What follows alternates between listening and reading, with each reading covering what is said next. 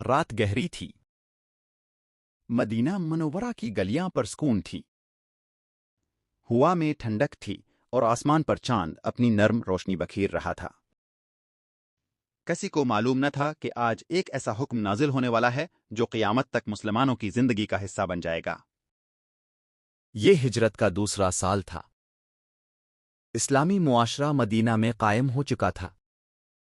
مسلمانوں نے مکہ کی سختیاں دیکھی تھیں، بھوک، پیاس، ظلم، ہجرت، اور اب اللہ تعالیٰ کی طرف سے ایک نیا حکم آنے والا تھا۔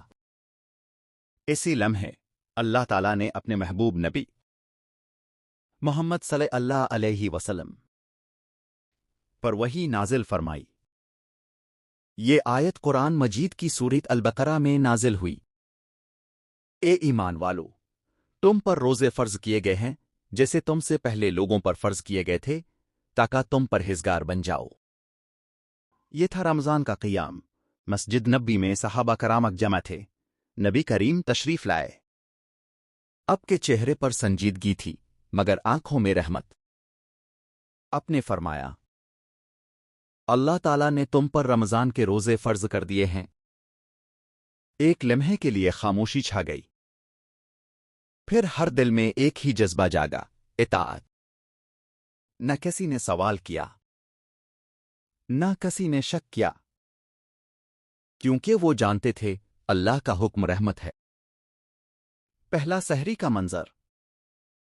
مدینہ کی فضا بدل گئی۔ سحری کا وقت۔ گھروں میں ہلکی روشنی۔ کوئی کھجور کھا رہا ہے، کوئی پانی پی رہا ہے، مائیں بچوں کو جگا رہی ہیں، باپ وضو کر کے نماز کی تیاری کر رہا ہے، اذان فجر کی آواز بلند ہوتی ہے، اور یوں پہلا رمضان شروع ہوتا ہے۔ گرمی شدید تھی، دن لمبا تھا، مگر ایمان مضبوط تھا۔ بھوک، پیاس اور صبر۔ دوپہر کا وقت۔ صحابہ کھیتوں میں کام کر رہے ہیں، کوئی بازار میں تجارت کر رہا ہے، کوئی مسجد میں قرآن سیکھ رہا ہے۔ پیاس حلق کو خشک کر دیتی، ہونٹ سوکھ جاتے، مگر زبان پر شکو نہیں، کیونکہ وہ جانتے تھے یہ روزہ اللہ کے لیے ہے۔ رمضان نے انہیں سکھایا، صبر کیا ہے، نفس کو قابو میں کیسے رکھا جاتا ہے۔ رمضان اور غزوی بدر۔ یہی رمضان تھا، اور یہی وہ مہینہ تھا جس میں اسلام کی پہلی بڑی جنگ ہوئی، بدر۔ 313 مسلمان، سامنے 1000 کا لشکر۔ بھوک مگر ایمان پہاڑ کی طرح مضبوط۔ اللہ تعالیٰ نے فرشتے بھیجے اور مسلمانوں کو عظیم فتح عطا فرمائی۔ یہ پیغام تھا، رمضان کمزوری نہیں، طاقت ہے۔ رمضان شکست نہیں، کامیابی ہے۔ قرآن اور رمضان۔ اللہ تعالیٰ نے فرمایا، رمضان وہ مہینہ ہے جس میں قرآن نازل کیا گیا۔ ہر رات مسجد نبوی میں قرآن کی تلاوت ہوتی، لوگ آنسو بہاتے، دل نرم ہو جاتے۔ قرآن اور رمضان کا رشتہ ایسا ہے جیسے روح اور جسم کا۔ آخری عشرہ۔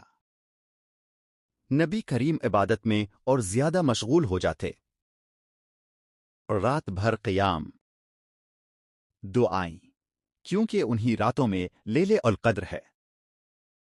1000 مہینوں سے بہتر رات۔ ایک ایسی رات جس میں تقدیریں بدلتی ہیں، ایک غریب کا امتحان۔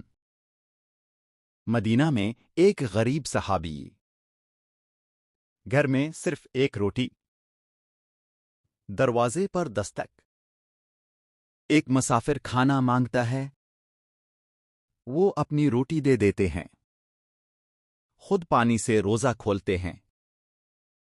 یہ تھا رمضان کا اثر۔ رمضان صرف بھوک کا نام نہیں، یہ ہے دل کی صفائی۔ گناہوں کی معافی، اللہ سے تعلق مضبوط کرنا، غریبوں کا احساس۔ یہ مہینہ انسان کو بدل دیتا ہے۔ اختتامی پیغام۔ آج بھی رمضان آتا ہے، مگر سوال یہ ہے، کیا ہمارا رمضان ویسا ہے جیسا صحابہ کا تھا؟ یا ہم قرآن سے جوڑتے ہیں؟ کیا ہم نمازوں کی حفاظت کرتے ہیں؟ کیا ہم غریبوں کا خیال رکھتے ہیں؟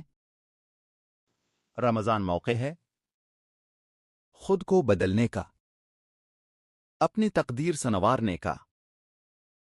چاند کا منظر، رمضان دروازے پر ہے۔ دلوں کو تیار کرو، کیونکہ یہ مہینہ صرف کیلنڈر کا حصہ نہیں، یہ جنت کا راستہ ہے۔